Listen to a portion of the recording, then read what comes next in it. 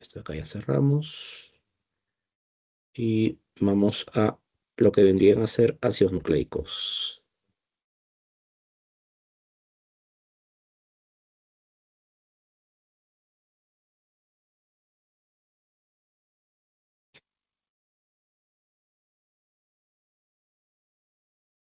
Ya. Eh, ¿Qué cosa viene a ser un ácido nucleico? Previamente vamos a ver cómo se llevó a cabo el descubrimiento de los ácidos nucleicos, ¿ya? Los ácidos nucleicos se clasifican en dos grupos, ¿no? El ADN y el ARN. De esos dos, el primero en ser descubierto fue el ADN y posteriormente se llegó a descubrir el ARN. ¿Cómo se llegó a descubrir el ADN? ¿Ya? A ver, los primeros científicos que indagaron, ¿no? Se trataron de dar inicio a tratar de descubrir cuál es esta molécula responsable de que los hijos puedan parecerse a los padres, fueron filósofos, ¿ya? Uno de estos filósofos fue Federico Guillermo Nietzsche. Este es un filósofo quien se hizo esa pregunta, ¿no? Quien se hizo esta interrogante. ¿Por qué los hijos tienen que parecerse a los padres? Y a partir de este interrogante se dio inicio a una serie de investigaciones por tratar de buscar cuál era la molécula responsable de que los hijos se parezcan a los padres, ¿no? Esa fue la interrogante que dio inicio al descubrimiento del ADN. Y uno de los primeros científicos en realizar experimentos para descubrir ADN fue Frederick Mischer, ¿ya? A este científico lo que hizo fue aislar, fue el primero en aislar el ADN, pero eso entre comillas, porque lo que realmente aisló Frederick Mischer no fue el ADN, ¿no? Fueron las histonas. Realmente lo que Frederick Mischer llegó a encontrar fueron las histonas. Frederick Mischer en el año de 1869 utilizó espermas de salmón para realizar sus investigaciones. ¿Por qué utilizó esperma de salmón? Porque en esos años todavía no existían microscopios, ¿ya? No había microscopios. Lo que había eran lupas, ¿no? Lupas potentes que te permitían visualizar el interior de la célula. Y como no existían microscopios, no se veía a plenitud del interior de la célula. Y por lo tanto, Friedrich Mischer lo que hizo fue buscar una célula gigante que pueda ser visualizada utilizando ese tipo de lupas. Y es por eso que escogió el esperma de salmón. Las células de esperma de salmón son células gigantes, ¿ya? Que te va a permitir visualizar su interior celular utilizando esas lupas que existían en esos años. Eh, lo que Friedrich Mischer lo que llegó a encontrar realmente, cómo realizó este experimento, ¿no? Él lo que hizo fue extraer el contenido del núcleo celular, ¿no? Extrajo el contenido del núcleo del esperma de salmón, ¿no? Luego le tomó el pH y lo que él encontró fue un pH alcalino, ¿ya? Encontró inicialmente un pH alcalino. Entonces, él pensó que este pH alcalino, el responsable de ese pH alcalino eran proteínas alcalinas. Pensó que eran proteínas alcalinas. Entonces, él dedujo que las moléculas responsables de almacenar información genética eran proteínas especiales que no era otra cosa que eran proteínas alcalinas, ¿no? Eso es lo que pensó él. Proteínas especiales que estaban almacenadas en el interior del núcleo, responsables del almacenamiento de la información genética, ¿no? Eso fue lo que él dedujo, lo que él pensó. Pero lo que realmente Friedrich Mischer llegó a encontrar fueron las histonas, ¿ya? Fueron las histonas. Y eso explica el pH alcalino que él encontró. Las histonas son proteínas alcalinas. Y estas histonas son las responsables del superenrollamiento del ADN, ¿no? En el caso de nuestras células. Entonces, lo que él realmente encontró fueron las histonas, no extrajo cromosomas, no extrajo ADN, ¿no? Eso explica el pH alcalino que él llegó a encontrar. Entonces, inicialmente él les puso el nombre de protaminas, ¿no? Inicialmente puso el nombre de protaminas, porque pensaba que eran proteínas especiales, ¿no? Proteínas alcalinas especiales. Y pensaba que esas proteínas eran las responsables del almacenamiento de la información genética. ¿Ya? Posteriormente, Mischer cambió esa denominación y las denominó como nucleínas. Les puso el nombre de nucleínas. Nucleínas porque están dentro del núcleo, ¿ya? Y luego, posteriormente, ese término ya fue cambiado a ácido nucleico, ¿no? Ácido nucleico porque tiene un pH ácido. Tiene un pH ácido y están dentro del núcleo, ¿no? De ahí el nombre de ácido nucleico. ¿Ya? Entonces, a Friedrich Mischer se le considera como el padre de los ácidos nucleicos, ¿ya? Porque fue el primero, ¿no? Fue el primero en investigar, en tratar de indagar cuál es la molécula responsable de que los hijos se parezcan a los padres, ¿ya? Ahora, otro científico importante que realizó una investigación por tratar de dilucidar esta molécula responsable de almacenar información genética fue Griffith, ¿ya? Griffith en el año de 1928 lo que encontró fue un principio transformante, ¿ya? Eh, eh, Básicamente él realizó un cultivo del Streptococcus pneumoniae, ¿no? Que es una bacteria gram positiva, y esta bacteria, que es el Streptococcus pneumoniae, cuando realizó el cultivo, él encontró dos tipos de cepas, una cepa lisa y una cepa rugosa, ¿no? Lisa porque formaba, eh, el término liso viene de que superficie liso, ¿no? De ahí viene el nombre de cepa lisa. Y rugosa porque forma una especie de arrugas a nivel de la placa que le había cultivado. ¿Ya? A la cepa lisa, él la denominó S de Smooth, ¿no? Que significa liso, y R de Road, ¿no? Que en inglés significa rugoso. Encontró una cepa S y una cepa ¿ya? La cepa S es lisa y la cepa R es rugosa. Entonces, él realizó su experimentación en ratones albinos. ¿Él qué hizo? Inoculó esta cepa S la inoculó a ratones. Y lo que él llegó a encontrar es que los ratones llegaban a morir. Los ratones llegaban a morir. Entonces, él dedujo que esta cepa S era virulenta, ¿no? Era una cepa letal, ¿no? Y posteriormente él encontró que esta cepa S tiene una cubierta proteica, tiene una cápsula proteica. Y esta cápsula proteica que posee esta cepa S es la responsable de la virulencia, ¿no? Es lo que producía al final la muerte del ratón, ¿no? Le producía una enfermedad, en este caso un proceso respiratorio severo que llegaba a matar al ratón, ¿ya? Hizo lo mismo con la cepa R. La cepa R lo inoculó en roedores, en ratones en este caso, y resultaba que el ratón llegaba a sobrevivir. Entonces él dedujo que esta cepa R es no virulenta y también dedujo que esta cepa R no posee esta cápsula proteica, no posee cápsula. Y como tal, no es virulenta, ¿no? El ratón sobrevivía, ¿ya? Entonces, una cepa S que llegaba a matar a los ratones y una cepa R en lo cual no es virulento, ¿no? No producía la muerte de los ratones. Luego hizo un tercer experimento. En el tercer experimento que él realizó, él calentó la cepa S. ¿Ya? Calentó la cepa S y una vez eh, que terminó el proceso de calentamiento, lo dejó enfriar y luego lo inoculó a los ratones. ¿Y qué resultaba? Que el ratón llegaba a sobrevivir. El ratón seguía vivo.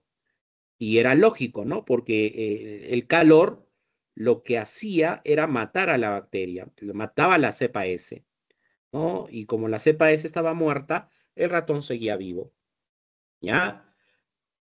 En un siguiente experimento, lo que hizo Griffith fue combinar esta cepa S, ¿no?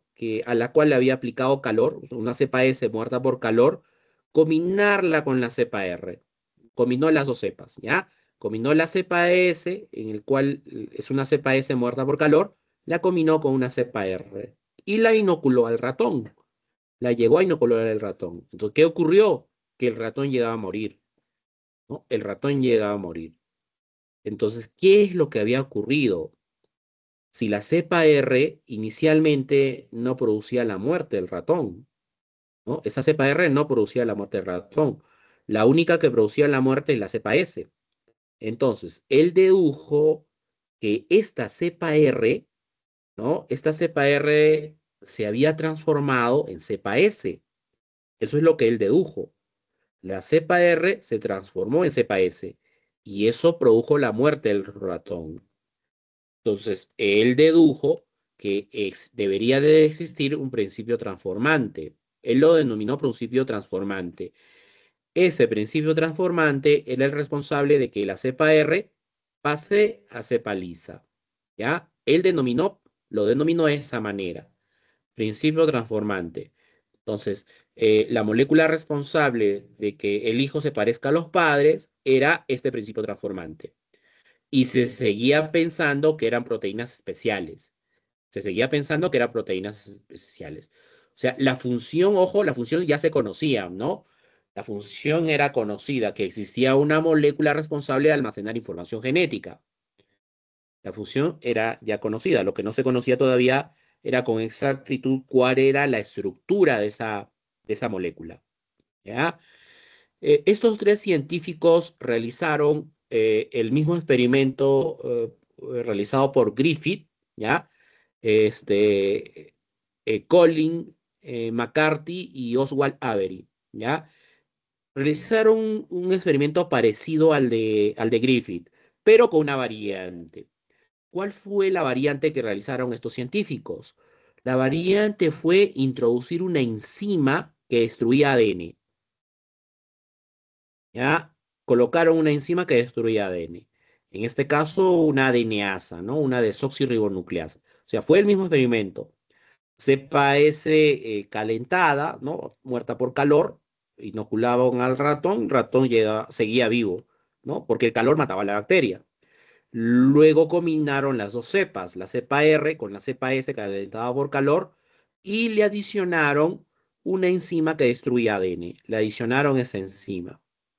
Y al hacerlo, el ratón seguía vivo, ¿no? El ratón seguía vivo. Entonces, ellos dedujeron que ese principio transformante no puede ser una proteína. Ese principio transformante debe de ser el ADN, ¿no? Debe de ser el ADN, debe de ser el ácido desoxirribonucleico, ¿ya? Porque la enzima que colocaron era una enzima que destruía ADN, ¿no? Es una ADNasa, una desoxirribonucleasa. Adicionaron esa enzima y esa enzima destruía el material genético. O sea, esta cepa R, esta cepa S que estaba muerta, ¿no? Tenía latente su información genética, tenía latente su ADN. Esa información fue transferida a la cepa R. Y esta cepa R se transformó en cepa S. Y lo único que hizo fue sintetizar la cápsula proteica. Sintetizar la cápsula proteica. Y de cepa R pasó a cepa S, ¿no? Entonces, ellos dedujeron que la molécula que es responsable de que los hijos se parezcan a los padres era el ADN. Ya dedujeron el ADN. Todavía no se conocía la estructura química. La estructura química era desconocida todavía.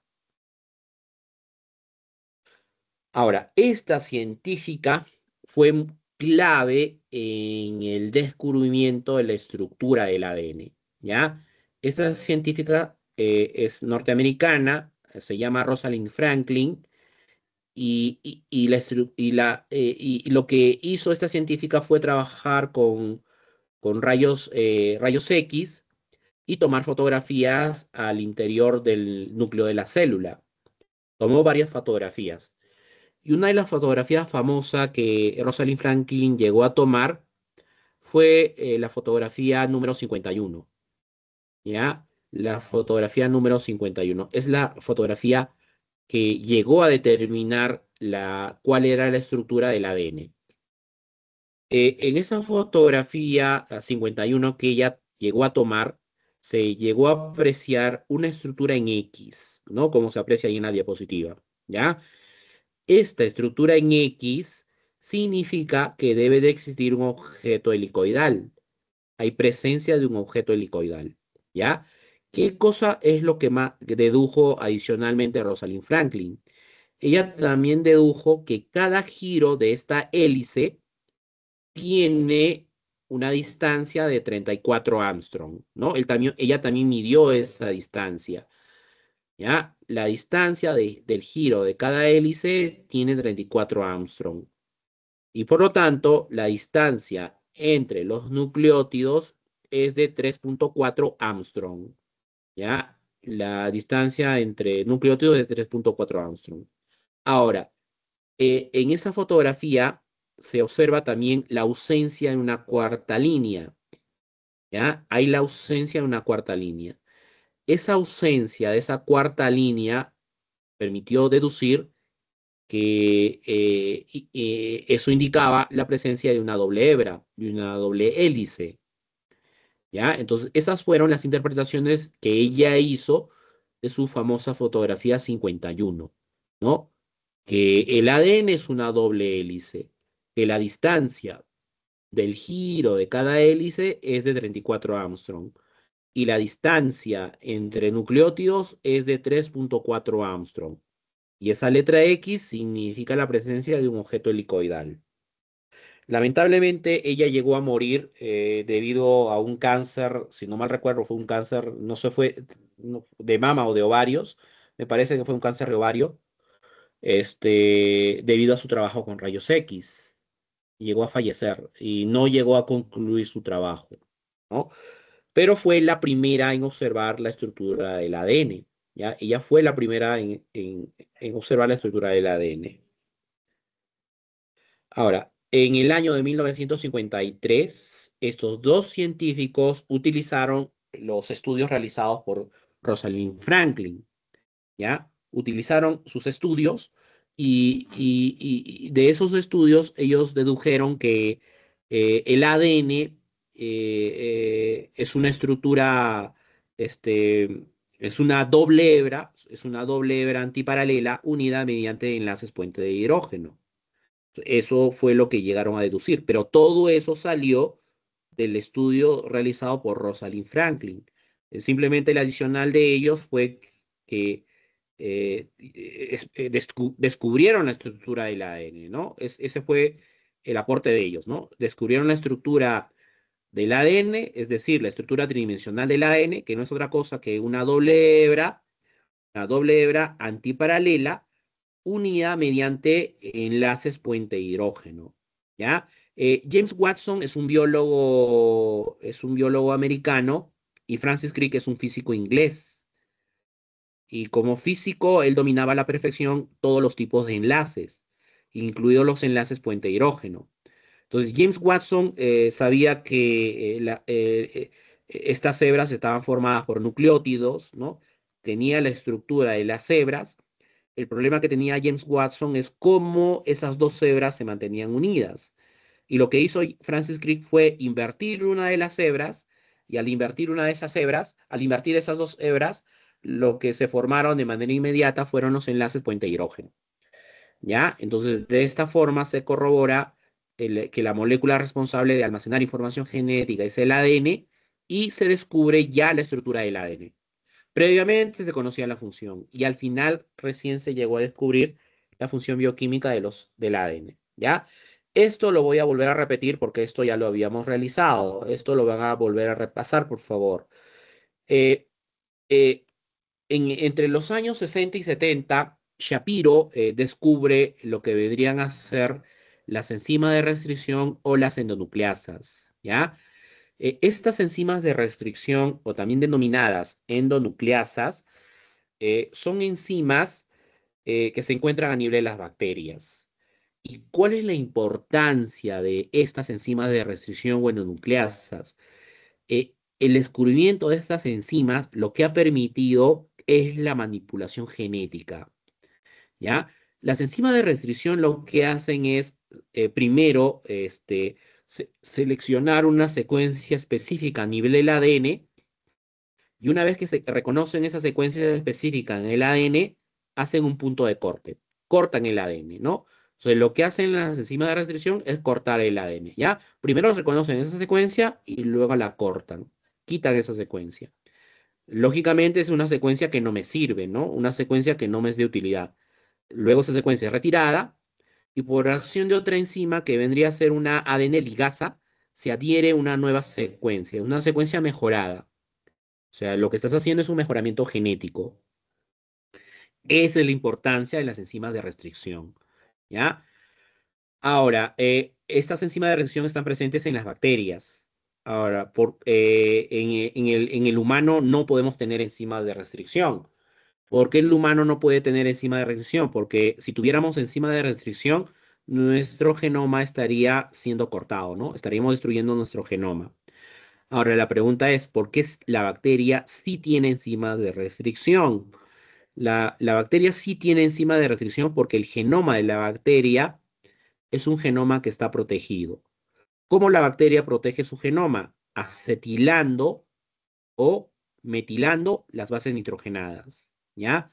Acetilando, metilando las bases nitrogenadas. De esa forma, la bacteria protege su genoma y su genoma no es destruido por las enzimas de restricción. Nosotros tenemos una enzima parecida que se denomina desoxirribonucleasa. Esa enzima sí la poseemos, ¿ya? Pero no tenemos enzima de restricción. Estas son utilizadas en la etapa de manipulación genética.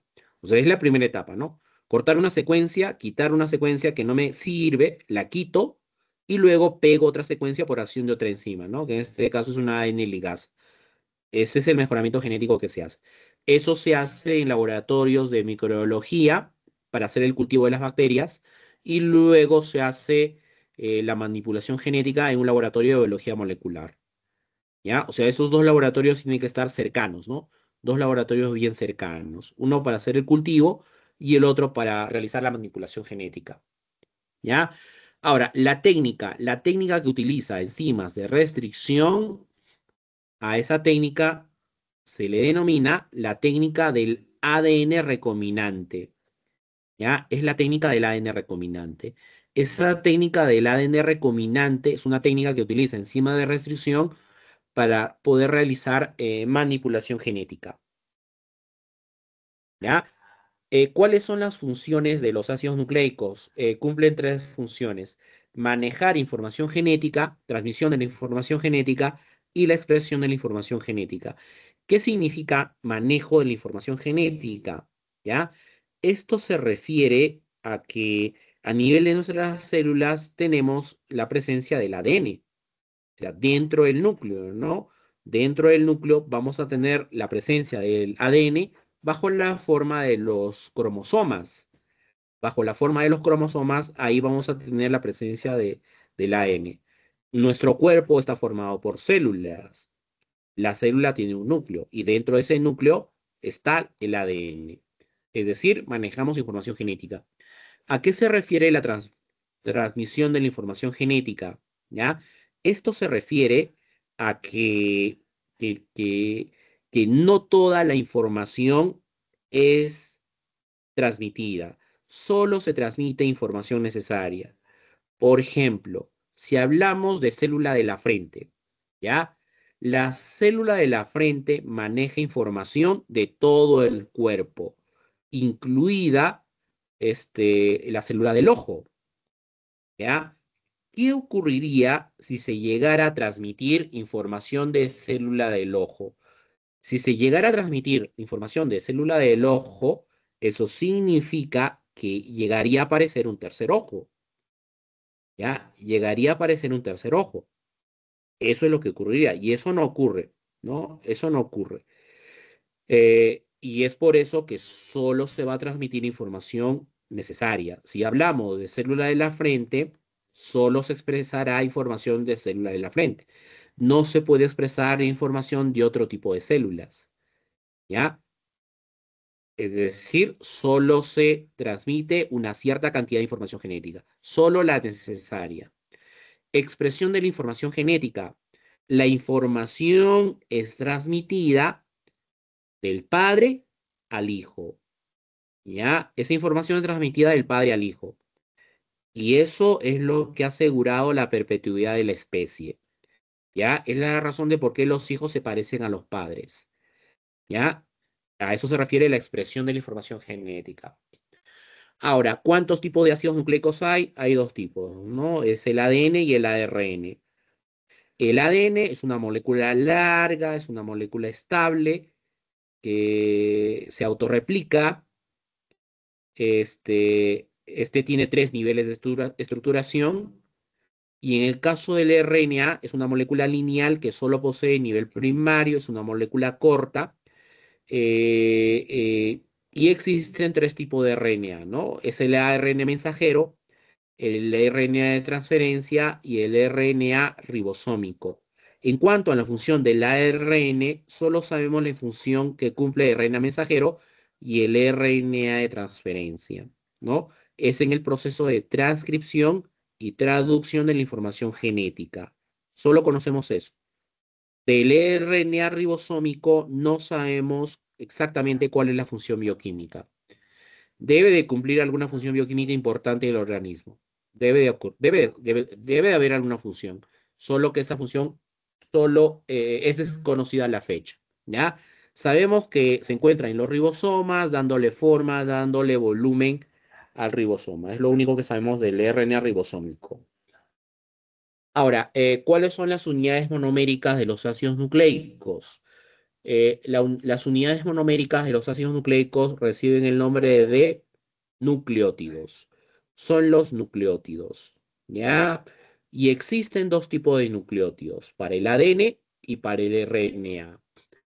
¿Cómo se llama el nucleótido del RNA? Ribonucleótido. Y para el caso del DNA, desoxirribonucleótido, ¿ya? ¿Qué cosa vendría a ser un ribonucleótido? Es la unión de tres moléculas. Poseen grupo fosfato, poseen un azúcar que siempre es la ribosa y poseen bases nitrogenadas que pueden ser púricas o pirimídicas, ¿ya? Son las tres moléculas que forman un ribonucleótido. Para el caso de los desoxirribonucleótidos es la unión de grupo fosfato, es la unión de la desoxirribosa y bases nitrogenadas que también pueden ser púricas o pirimídicas. ¿Ya? Entonces la unión de estas tres moléculas forman lo que vendría a ser un nucleótido. Ahora, el fosfato siempre se va a unir a la posición 5'. Las posiciones del azúcar, que en este caso es la ribosa y la desoxirribosa, son posiciones que siempre están primadas, ¿ya? Eso ya está establecido por nomenclatura. Si yo digo posición 1', me refiero a la posición 1' del azúcar. Si yo digo posición 1, me refiero a la posición de la base nitrogenada. ¿Ya? Son dos posiciones diferentes. Las posiciones que están primadas son posiciones del azúcar y las posiciones que no están primadas son posiciones de las bases nitrogenadas. La posición 5' es para que ingrese el fosfato y la posición 1' es para que ingrese la base nitrogenada. ¿Ya? Ahora, ¿cómo diferenciar si es ribosa o desoxirribosa? En realidad es el mismo carbohidrato, ojo, ¿ah? Ahorita les voy a explicar la diferencia, ¿ya? En el caso de la ribosa, yo me voy a fijar en la posición 2', ¿ya? En esta posición 2' hay un oxidilo hacia abajo, ¿ya? Hay un OH hacia abajo en la posición 2'. Ahora, si en esa posición 2', en lugar del OH, hay un hidrógeno, ¿ya? Ahí tú utilizas el prefijo desoxi. Desoxi significa sin oxígeno. Desoxi es sin oxígeno, ¿ya? O sea, en la posición 2' hay la presencia de un hidrógeno. Esa es la desoxirribosa. Si en la posición 2' hacia abajo hay un OH, es la ribosa. Entonces, una forma bien simple, bien sencilla para saber si es un desoxirribonucleico, si es un desoxirribonucleótido o un ribonucleótido, es observando la posición 2', ¿ya? Si en la posición 2' hay un OH hacia abajo, esto correspondería al ribonucleótido, porque el azúcar es la ribosa. Y si en la posición 2' hacia abajo hay un hidrógeno, esto corresponde a la desoxirribosa. Por lo tanto, se trata de un desoxirribonucleótido. ¿Ya? Es un desoxirribonucleótido. Entonces, son las dos unidades monoméricas para los ácidos nucleicos. Ahora, hay otra unidad monomérica denominada nucleócido. ¿Ya? También existen dos tipos de nucleócidos, los desoxirribonucleócidos y los ribonucleócidos. Cuando hablamos de este término nucleócido, ¿qué cosa es un nucleócido? Los nucleócidos simplemente son la unión de dos moléculas. Es el azúcar unido a su base nitrogenada, ¿ya? Un nucleócido no posee grupos fosfatos. Ojo, los nucleócidos no poseen grupo fosfato. Los que poseen grupos fosfatos son los nucleótidos. Ahora, cuando hablamos de nucleótidos, hay tres tipos de nucleótidos. Nucleótidos con un fosfato, nucleótidos con dos fosfatos y nucleótidos con tres fosfatos. ¿Ya? Hay tres tipos de nucleótidos. Si yo tengo un nucleótido con fosfato alfa, ¿ya? Un nucleótido con fosfato alfa es un nucleótido que posee un solo fosfato. Un nucleótido con fosfato beta es un nucleótido que posee dos fosfatos. Y un nucleótido con fosfato gamma es un nucleótido que posee tres fosfatos. ¿Ya? O sea, como máximo los nucleótidos pueden tener tres fosfatos. Lógicamente, el más energético es el de tres fosfatos. El menos energético es el de un fosfato. ¿Ya? Cuanto más fosfatos tenga, es más energético. Pero como máximo, los nucleótidos solo pueden tener tres fosfatos. Por lo tanto, ¿cómo voy a denominar, cómo voy a diferenciar los nucleótidos? ¿Cómo los puedo diferenciar? Si existen nucleótidos de un fosfato, de dos fosfatos y de tres fosfatos. ¿Cómo hago la diferenciación? Entonces, si es un nucleótido de un fosfato, ¿ya? Un nucleótido que posee un fosfato, a ese nucleótido tú lo vas a denominar nucleócido monofosfato. No puedes llamarlo nucleótido monofosfato. Si tú dices nucleótido monofosfato, estás cometiendo un error, porque nucleótido es con uno, con dos o con tres. O sea, un nucleótido no te diferencia cuántos fosfatos tiene, ¿ya? No te diferencia, simplemente te dice que puede tener uno, puede tener dos o puede tener tres. No te va a diferenciar. Entonces, si tú dices nucleótido monofosfato, estás indicando que puede tener uno, dos o tres fosfatos.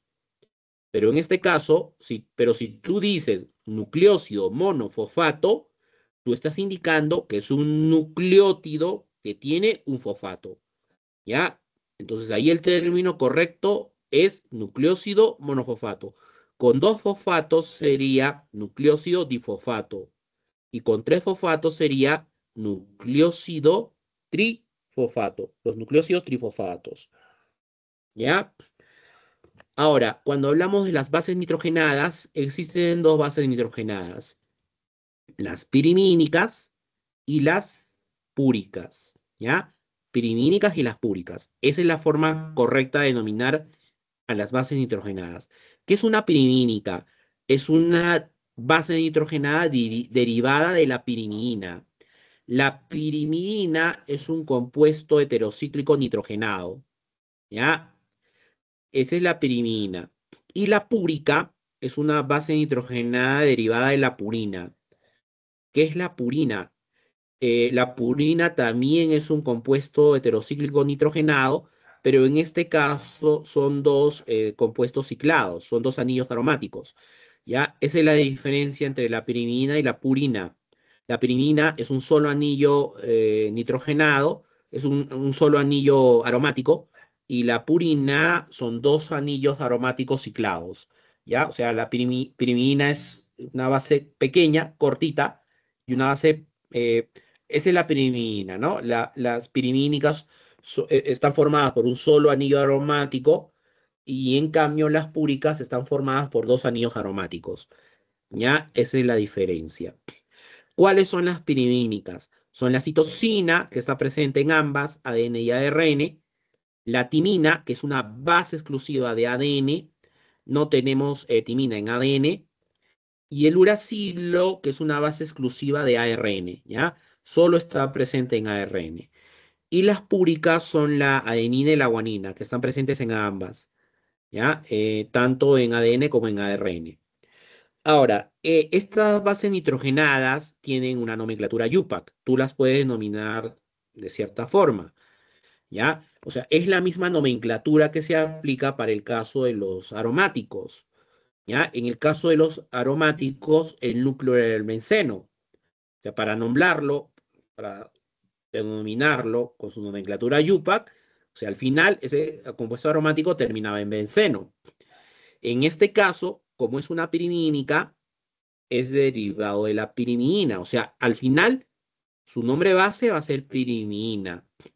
Y en el caso de las púricas, al final, su nombre base va a ser purina. Y el resto serían radicales. ¿Ya?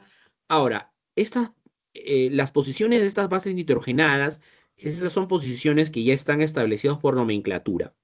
¿Ya? Por ejemplo, en el caso de las pirimínicas, ¿ya?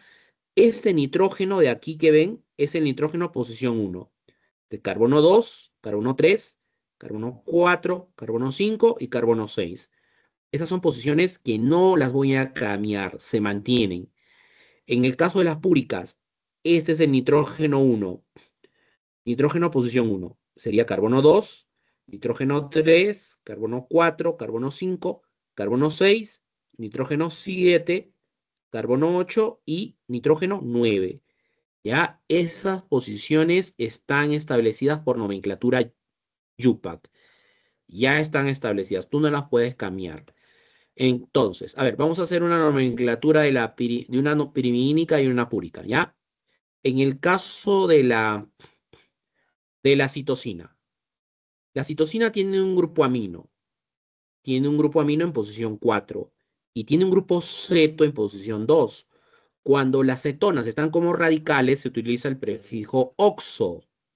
Entonces, aquí ¿cuál sería su nomenclatura UPAC de la citosina? Sería orden alfabético, ¿no?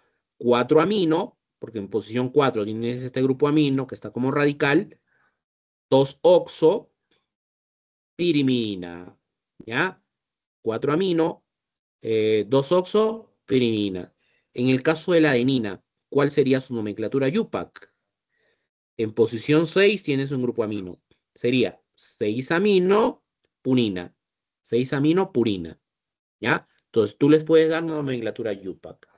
Ahora, si yo tengo una base pirimidínica, la posición que tú vas a utilizar para enlazarlo a la ribosa o a la desoxirribosa es el nitrógeno posición 1.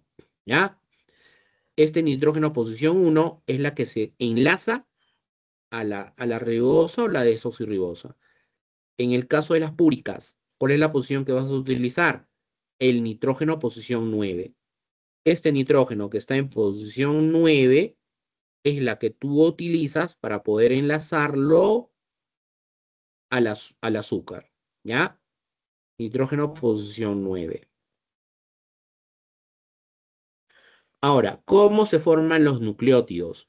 Los nucleótidos se van a formar mediante reacciones de condensación, ¿ya? Se condensan las tres moléculas. En este caso está reaccionando el ácido fosfórico con la desoxirribosa y con una base nitrogenada, que en este caso es se dan cuenta, ¿no? Si tiene dos anillos, la que tiene dos anillos es púrica, ¿ya? Es una base púrica.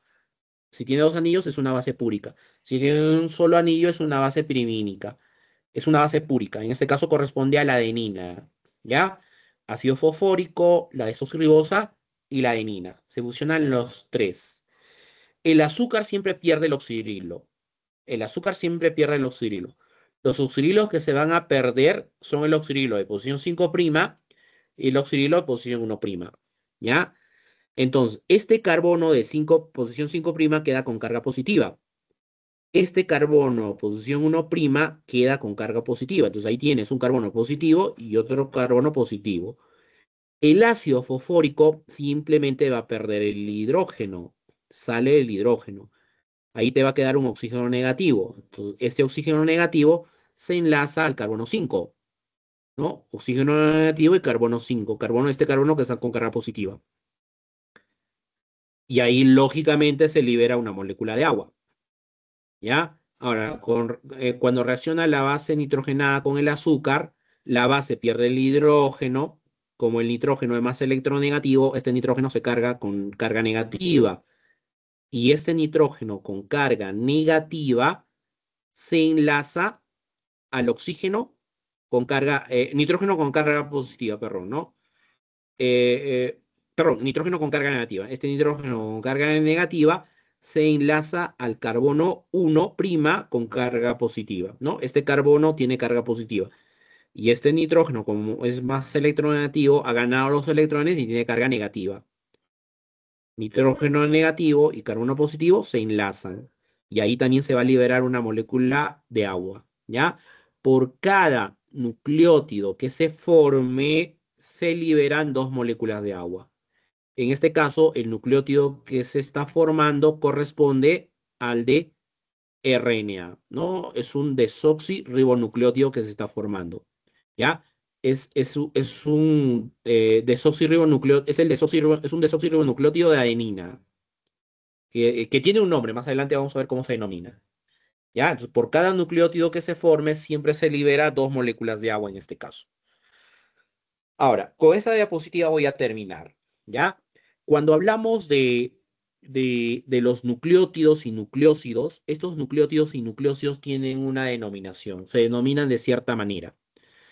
Ahora, en este esquema, esta es la familia de nucleósidos y nucleótidos que corresponde, miren, el azúcar, fíjense simplemente en el azúcar, ¿ya? Este azúcar en la posición 2' tiene el OH.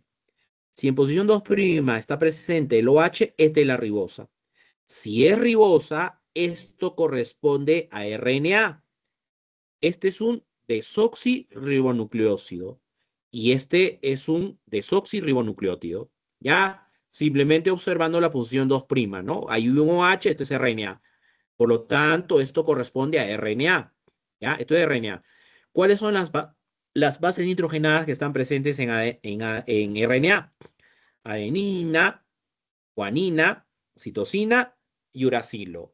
¿Ya? Ahora, cuando esas bases nitrogenadas se unan a la ribosa, forman un ribonucleósido. ¿Cómo se llama el ribonucleósido de adenina? Se llama adenosina.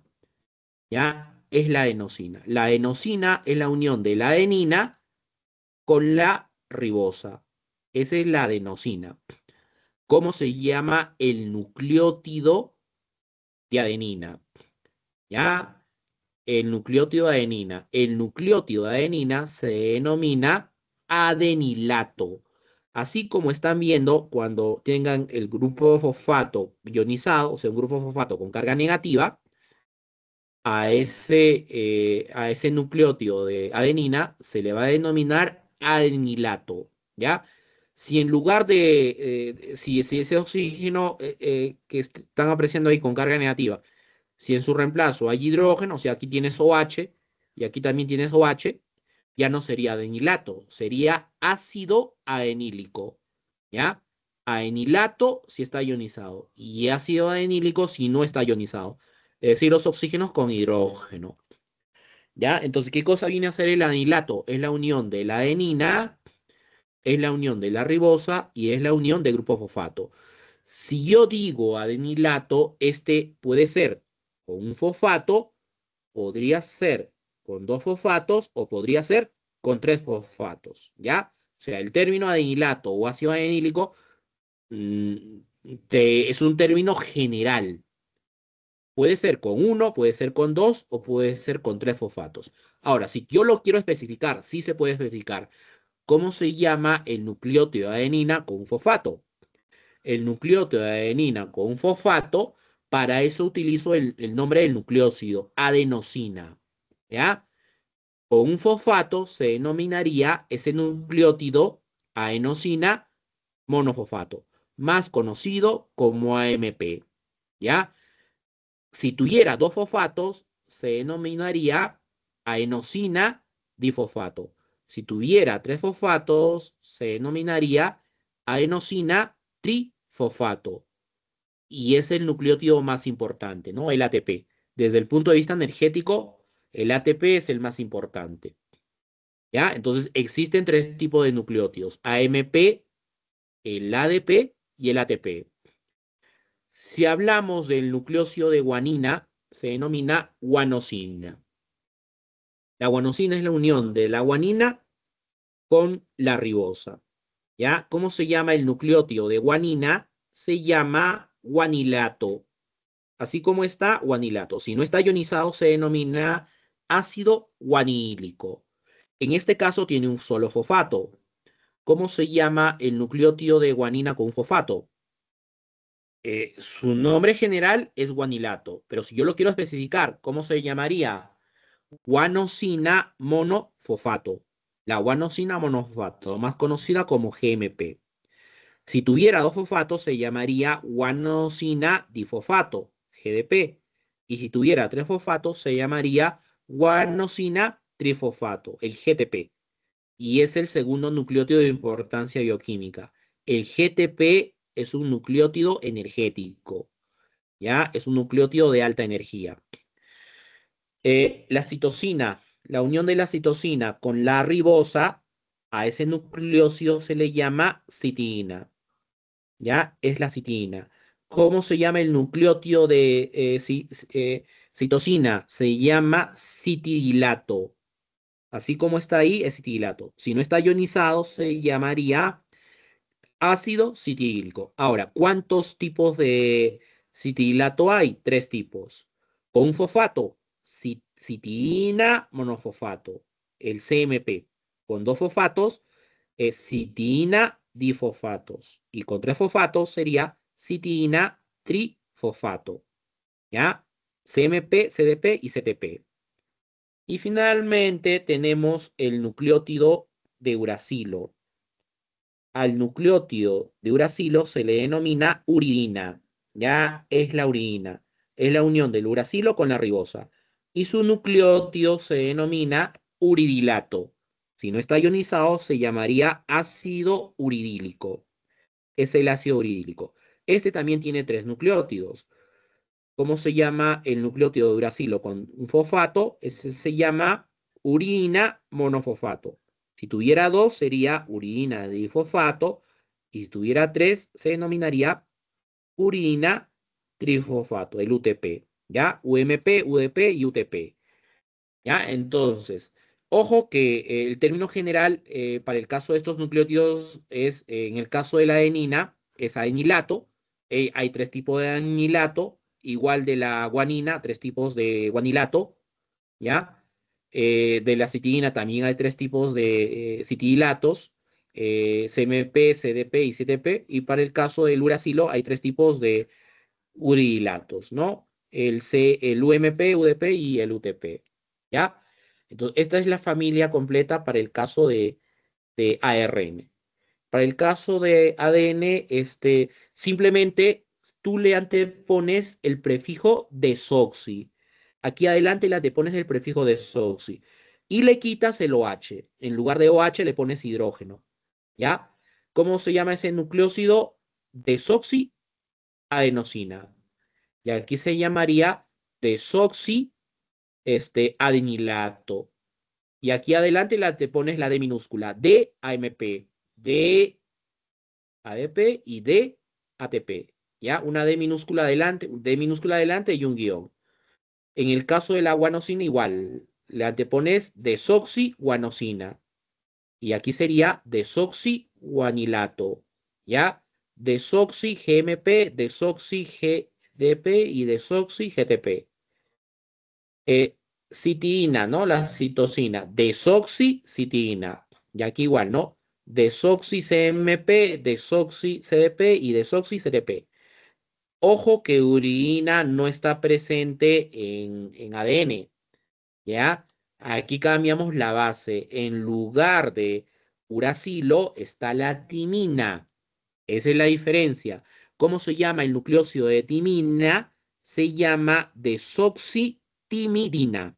¿Ya? La desoxitimidina es la unión de la timina con la desoxirribosa. Timina con desoxirribosa. ¿Ya? O sea, en lugar de SOH simplemente le pones un hidrógeno. ¿Ya? Timina más desoxirribosa. Ese nucleósido se llama la desoxitimina. Ojo que no existe timidina. Si yo digo timina, eso es para RN. La timidina no existe, ¿ya? El que existe es la desoxitimina. ¿Cómo se llama su nucleótido? Desoxitimilato. Si está ionizado. Si no está ionizado, sería ácido desoxitimilato, ¿ya? ¿Y cuántos tipos de estos desoxinucleótidos hay? Tres. Sería desoxi-TMP, desoxi-TDP y desoxi-TTP, ¿ya? Es decir, desoxitimiina monofosfato, desoxitimiina difosfato y la desoxitimiina trifosfato, ¿ya? Y finalmente, este es el resumen de estas bases nitrogenadas, ¿ya? Ahí tienen ese resumen.